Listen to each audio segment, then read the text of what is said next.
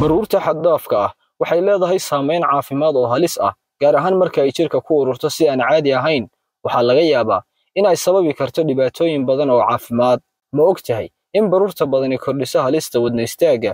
Se ma ogtahay in baruurta badani yarayso shaqada insulinta jirka, taas oo si fudud ku qaadi karto xanuunka macaanka?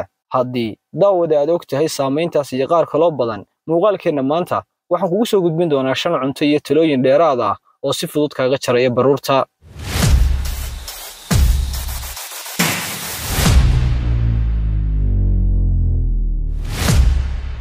السلام عليكم أصحابتي يوتيوبka. maanta waxaan idin hayaa mowduuc muhiim ah kaas oo ah 5 cunto oo aad kula dagaalami karto baruurta xad-dhaafka ah. Cuntadeena koobaadna waxay tahay khudaarta cagaaran. Khudaarta cagaaran waa noocyo khudaar ah oo caleemo leh sida koostada iyo saladhka. Waxa ka buuxa nafaqooyin muhiim ah sida vitamin K, vitamin C iyo qaar kaloo badan. Khudaartu waxay leedahay kalooriyo aad u yar, laakiin waxay ka dhigaysaa inaad si fiican u dheregto, taasoo ka caawinaysa inaad iska yareyso miisaanka. Faytamiinada ay leedahay khudaarta cagaaran waxay xoojiyaan difaaca jirka, kana hortagaan infekshanka iyo xanuunada fudud sida hargabka. Khudaarta cagaaran waxay hoos u dhigtaa cadaadiska dhiigga, waxayna yareysaa halista cudurrada wadnaha. Cuntadeena labaadna waxay tahay ukunta la kariyey. Ukuntu waa il wanaagsan oo borotiin ah, waxayna kordhisaa dheefshiidka iyo dhisidda murqaha, taasoo ka caawisa gubista baruurta. Waxay kaloo ka dhigaysaa mid aan si fudud u gaajoon. Hal ukun waxay leedahay kaliya ku dhawaad 70 kaloori. Ukuntu waxay leedahay borotiino tayo sare leh, kuwaasoo ka dhigaya mid dheregsan muddo dheer, taas oo ka joojinaysa rabitaanka cunto badan. Ukuntu waxay ka caawisaa xasiloonida sonkorta dhiigga, taasoo muhiim u ah dadka macaanka qaba iyo kuwa miisaanka iska dhimaya. Cuntadeena saddexaadna waxay tahay lawska. Mid ka mid ah cuntooyinka dadku ay u haystaan inuu miisaanka kordhiyo,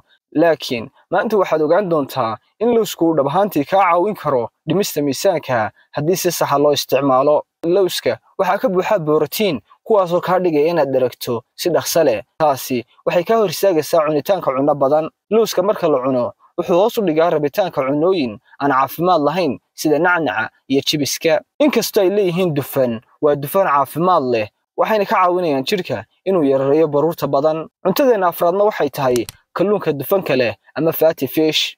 Fatty fish waa nooc ka mid ah kalluunka leh dufanka caafimaadka leh ee loo yaqaan omega-3 fatty acid. Kuwa ugu caansanna waxaa ka mid ah sida solomonka, sardiyanada iyo tuunada. Kalluunka waxaa ka buuxa borotiino tayo sare leh iyo dufan caafimaad leh oo ka dhigaya inaad si degdeg ah u dheregto oo aadan u baahan cunto badan.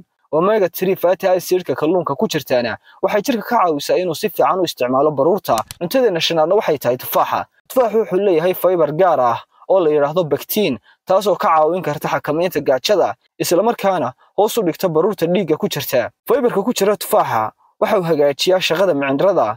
Tanina waxay ka ilaalinaysaa calool fadhiga oo si toos ah ugu xidhan miisaanka kordha. Marka aad tufaax cunto cuntada ka hor, waxa uu buuxinayaa caloosha oo ka yareynaya rabitaanka inaad wax badan cunto. Haddii aad la dhibtoonayso nacnaca iyo shukulaatada, tufaaxa ayaa noqon kara beddel fiican oo caafimaad qaba. Wuxuu yareeyaa kolestaroolka, hagaajinta heerka sonkorta dhiigga, wuxuuna xoojiyaa difaaca jirka. Way wanaagsan tahay haddii cuntooyinkana la socodsiiyo cabitaanka biyo badan, jimicsi fudud, socod ama orod, ka fogaansho cuntooyinka la warshadeeyay iyo sonkorta badan. Waad ku maadsantahay daawashadaada. Haddii aad heshay muuqaalkan, fadlan like saar, subscribe-tana sii. Waan ku farxi doonaa taageeradaada. Mahadsanid.